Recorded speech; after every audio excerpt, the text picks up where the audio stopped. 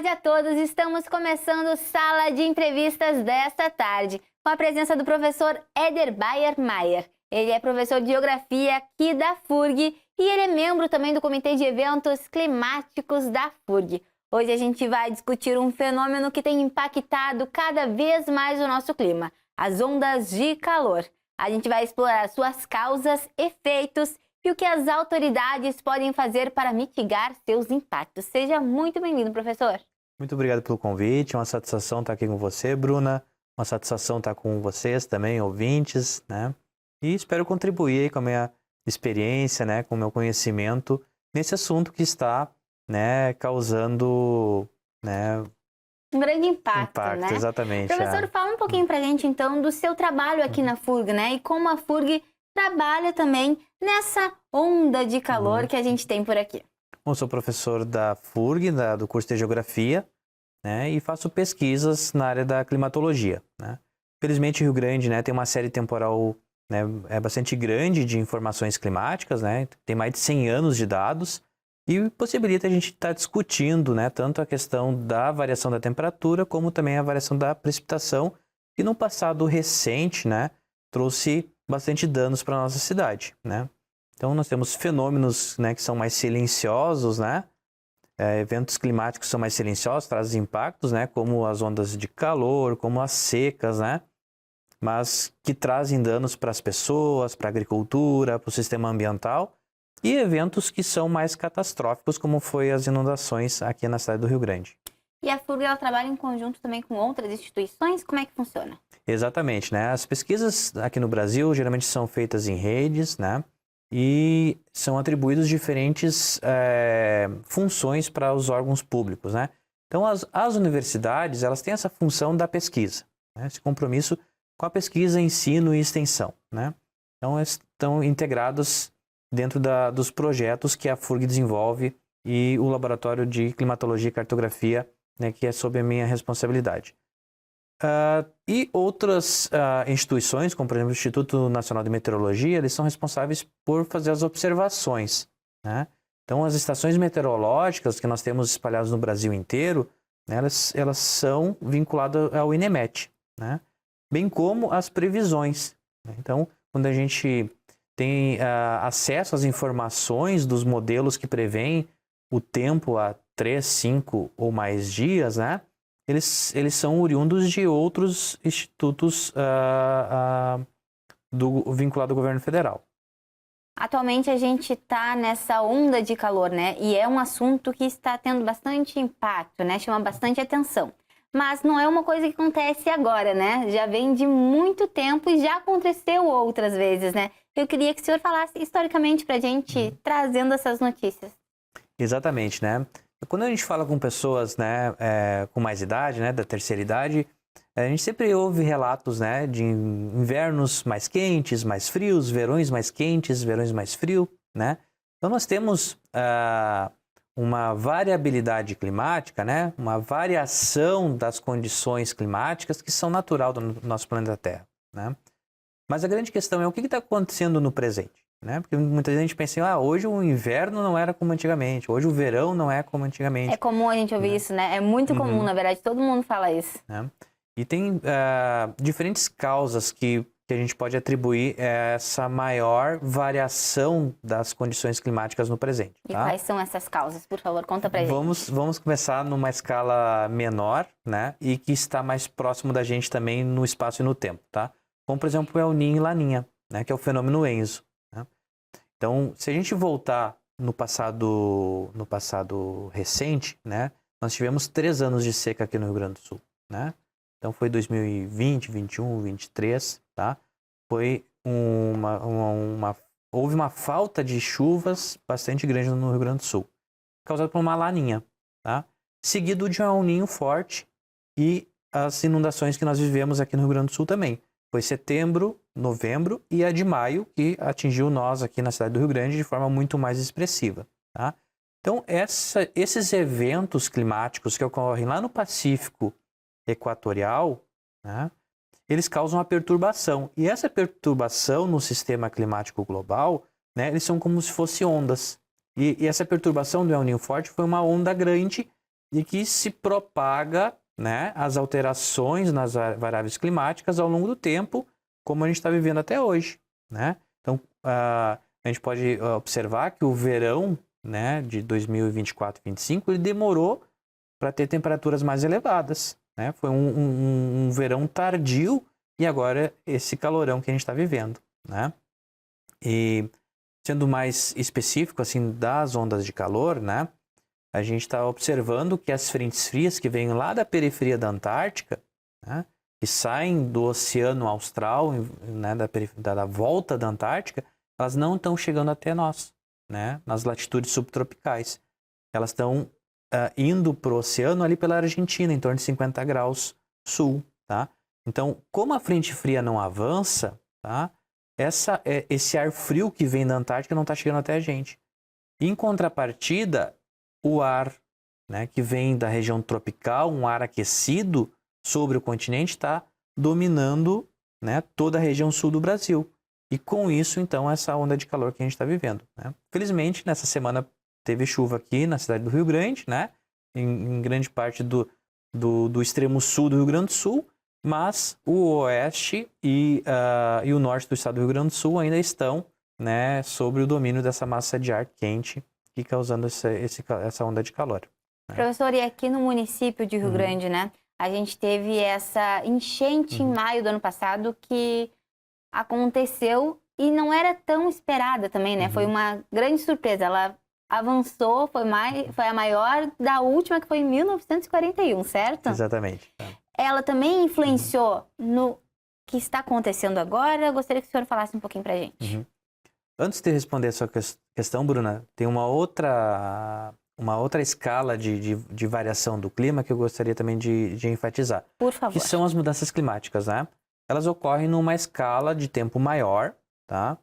E ela é um fato que está acontecendo. Mesmo que algumas pessoas neguem, os cientistas exageram, né? Muitas vezes acabam trazendo cenários catastróficos, as mudanças climáticas são uma realidade. Né? Então, a temperatura global ela está aumentando e algumas mudanças no nosso clima elas estão associadas a esse aumento da temperatura. Tá? E aí, voltando ao aspecto, né, das ondas de calor e das enchentes, quando esses fatores, né, que são vinculados a um planeta ou que estão vinculados ao Oceano Pacífico, eles ocorrem, né, no mesmo tempo e no mesmo espaço, geram eventos extremamente intensos. Tá?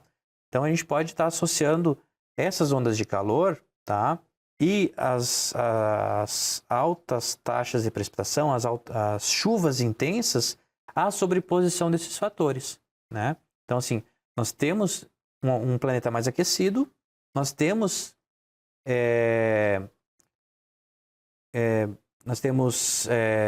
modos de variabilidade, né? Eventos climáticos, né? Como é o Ninho e Laninha, tá?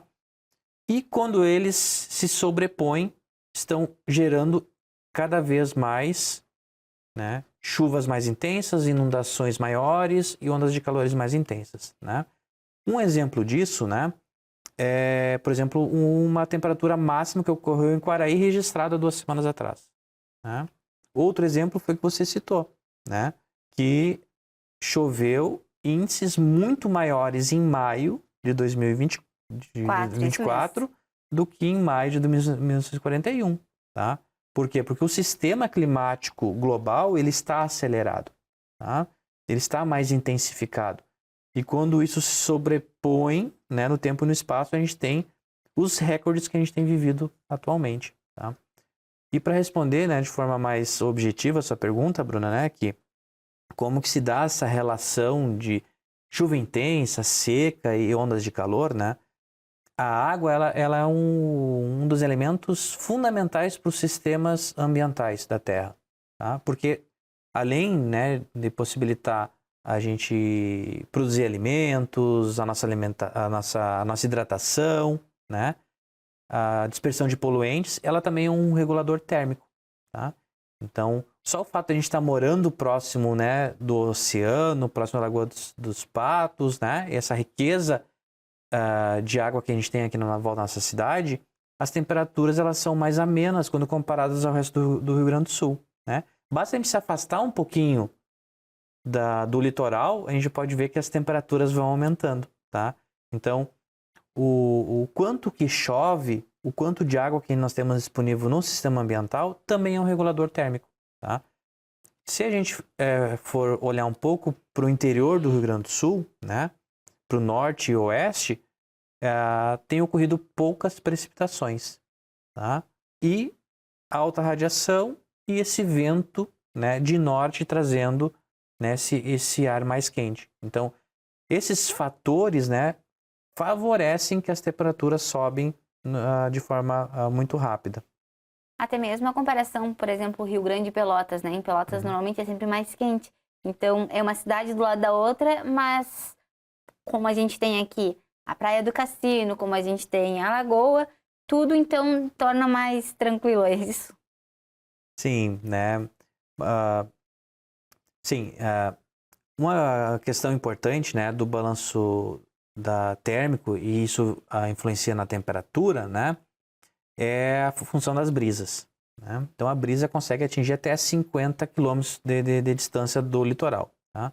Então, como Pelotas está um pouquinho mais no interior continental, né, a brisa não é tão forte e não causa esse alívio do calorão, né, de forma tão eficiente como nós estamos aqui no litoral, tá?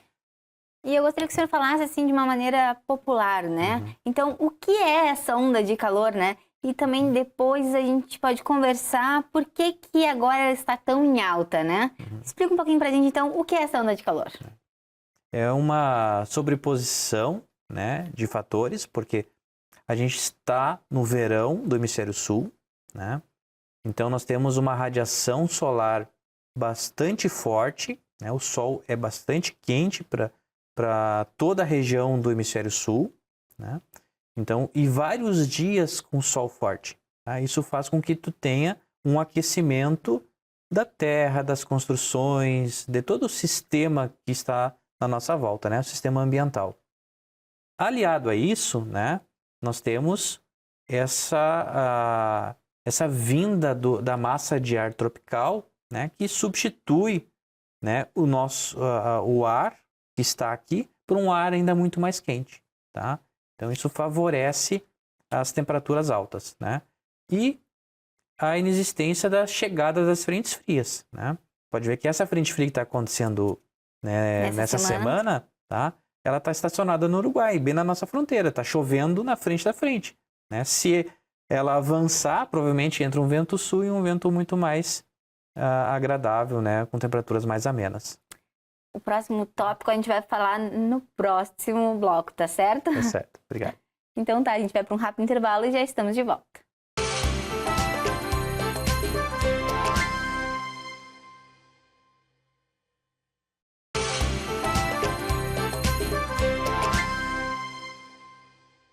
Estamos de volta com Sala de Entrevistas dessa tarde. E quem está aqui com a gente hoje é o professor Éder. Ele é professor de Geografia da FURG e ele também é membro do Comitê de Eventos Climáticos da FURG. A gente está falando sobre as ondas de calor.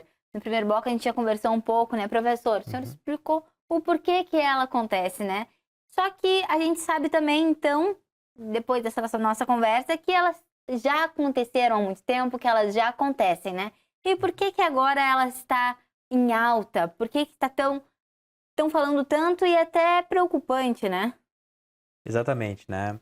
É um assunto que está, né, nas redes sociais, está nas redes de rádio e TV, né? Porque eu acredito que impactou muito o gaúcho esse evento extremo de maio de 2024, né? Então, isso traz uma memória, né, recente de que as forças da natureza são intensas e elas têm um impacto direto no nosso cotidiano, tá? Então, assim, isso aproximou, né, aquilo que se já vinha se falando, né, nas escolas, nas pesquisas, né, a realidade do dia a dia das pessoas, né, de forma trágica, infelizmente, né? Então, e o que a gente pode pensar e construir, né, tendo em vista que os eventos extremos, que a climatologia está em alta, né? Eu acho que é trazer informações, né? Informações precisas para a população, né? Que a gente sabe também que nesse meio acontece muita desinformação, né? As pessoas ficam Uhum. preocupadas até onde não deveriam, né? Porque a gente sabe, então, conversando, que elas acontecem, que não é nada anormal, que são alguns eventos climáticos mesmo, e a gente precisa ficar atento como eles acontecem e como a gente pode também ter esse cuidado, né? É importante, eu gostaria que o senhor falasse sobre isso também. Sim, né? Os eventos climáticos, eles ocorreram no passado, os eventos extremos, né? Eles ocorreram no passado, eles e vão ocorrer, né? E eu não sou muito adepto a uma educação, né? Um processo de ensino catastrófico, né? Colocar medo nas pessoas não é uma forma boa de ensinar ou trazer alguma informação, né? Então a gente sempre tem que pensar, né, de como que as pesquisas, como que o ensino dos professores em sala de aula podem trazer uma maior eficiência na produção agrícola, na eficiência do funcionamento das cidades, né? Diminuir o risco ambiental das pessoas ficarem inundadas ou sofrer com calor, né? Então, ou sofrer com frio extremo. Então é nesse sentido, né, que quem faz as pesquisas, quem está fazendo a comunicação, né, nesse espaço aqui, Bruna, que sou muito grato, né, com você que está me ouvindo aqui, né, de como que a gente pode obter informação que vem da ciência e aplicar isso no nosso dia a dia, né? E também como que a prefeitura, o governo do estado, o governo da federação consegue criar medidas, né? Que a gente fala medidas mitigadoras e compensatórias, então que tentam evitar e compensar quando tem eventos extremos, né?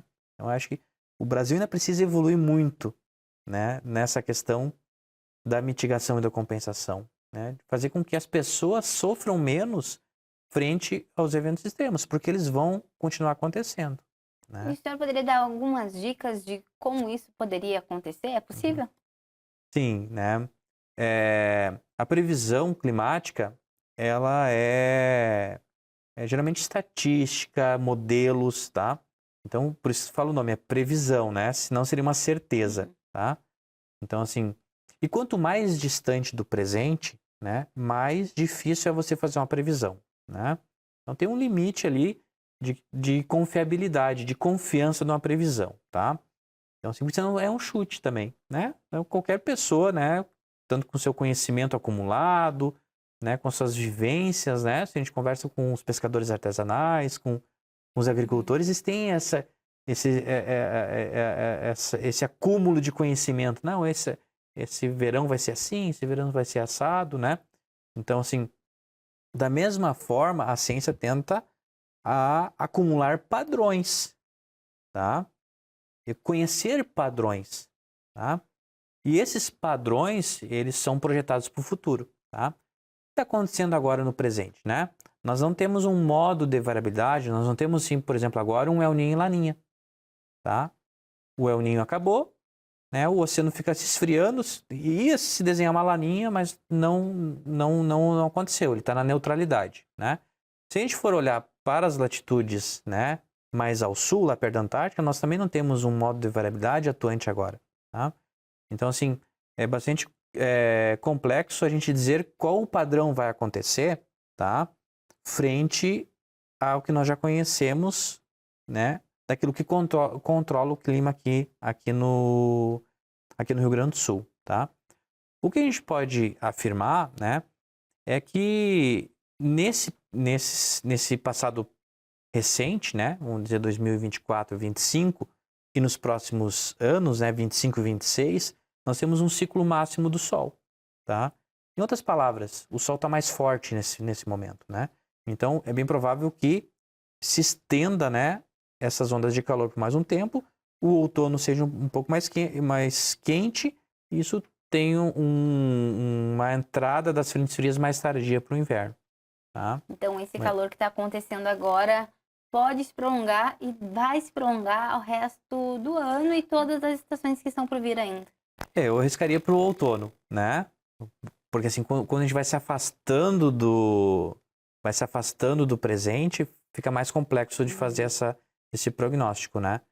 Então, assim, eu arriscaria que esse finalzinho de verão e início de outono vai ser quente, né? Professor, então a gente falou que então há novas perspectivas de novas ondas de calor ainda para esse verão, certo? Certo. Não tem ainda quantas virão ou tem essa previsão ainda? Não, a gente não pode afirmar assim quantas, né, a frequência, porque quando chega uma frente fria, ela também não ocorre em todo o Rio Grande do Sul, né? Então, para Rio Grande, né, felizmente a gente tem tido Rio Grande e Santa Vitória, né, que está mais ao sul aqui. Quando a frente fria tem se aproximado, nós temos pego uma pontinha da frente fria e não tem deixado nós com pouca chuva e nem com calor tão intenso como o resto do Rio Grande do Sul, tá? Então eu não vou arriscar dizer qual vai ser a frequência dessas ondas de calor, porque o que está acontecendo em Rio Grande é diferente do que está acontecendo no resto do Rio Grande do Sul. E como o Rio Grande pode se preparar então para esses novos dias, nesse momento que a gente está vivendo? Se proteger, né? Eu acho que quando possível evitar uma exposição nas horas mais quentes, né? Então, geralmente o sol, né, tem a sua máxima radiação aí do meio-dia às 3, 4 horas da tarde. Se você consegue, né, evitar esse sol, né, nesse horário mais intenso, cuidar com a hidratação também, né? E ter um cuidado bastante especial com os idosos, com as crianças, né? São aqueles mais vulneráveis, mais sensíveis a essas ondas de calor, né? Então, tentar preservar, né, essas pessoas mais vulneráveis, idosos e crianças, desses horários mais quentes e mais intensos do sol. Tá certo. Então, muito obrigada, professor, por esses esclarecimentos. Foi importante conversar, saber mais, ficar informado e informar também quem está nos assistindo sobre essa onda de calor. Muitos ficam preocupados, outros não entendem, mas hoje a gente conseguiu trazer algumas informações para esclarecer para quem está nos assistindo. Muito obrigado, né? E o tema das ondas de calor é realmente relevante para todos, especialmente com as mudanças climáticas que a gente está enfrentando. E para você que me assiste aqui na TV, se você ainda não nos segue no Instagram, é @TV O Farol do Sul. Você pode enviar mensagens e acompanhar os nossos bastidores. Se quiser me acompanhar também, é só seguir no Instagram, @bruna.cantalupe. Importante lembrar do nosso canal no YouTube. Se inscreva lá para acompanhar a nossa programação. Obrigada pela companhia, tchau e até o próximo Sala de Entrevistas.